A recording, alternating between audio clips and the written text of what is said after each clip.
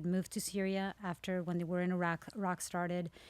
And I wanted to learn Arabic. I wanted to start working as a freelance journalist there. And eventually, my first story was about the Syrian jihadis, the mujahideen, foreign fighters that were crossing from Syria to Iraq to fight against the Americans. And it was the first of this type of storytelling or report that came from there at the time. I was like 29 years old. I was just starting my freelance career, 28 years old, something like that. And I found myself sitting across what we considered in the West a terrorist, right? And he was, I was surprised because I was expecting, I was in New York during 9/11. I saw what it did. I still, every time I get emotional because it brings me back to that day. And I reported on that day. And I will never forget the people on the streets looking for their loved ones. So that's something that's going to stay with me and has traumatized me. So when I'm in Syria reporting on the people that we consider the terrorists, right, I was expecting someone that I had no connection with and that I would never be able to empathize with. And here I am interviewing one of these foreign fighters.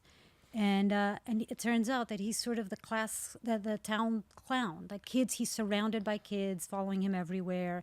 He's a normal guy. He sat down, and this is controversial for me to say, and I know it sometimes rubs people the wrong way, but he knelt down on his knees and started singing the Celine Dion song from Titanic that he knew by heart, even though he didn't speak English. Like, My Heart Will Go On. My Heart Will Go On. I kid you not.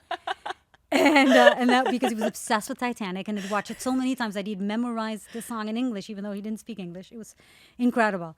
And to me, that was the first moment that I realized, yeah, he might be doing horrible things. He's killing Americans. But there is a humanity here that in some ways is almost even scarier, right? Because I think if the world were that black and white and if we could just paint people as black, then it would be much easier to just decide we wanted to kill them all. Yeah. But it's not. And it's scarier that a family man, a man that's loved by his town, who has children, that he can then turn to believe that America is the culprit of all evil and that he has to go and kill Americans to protect his community and his family.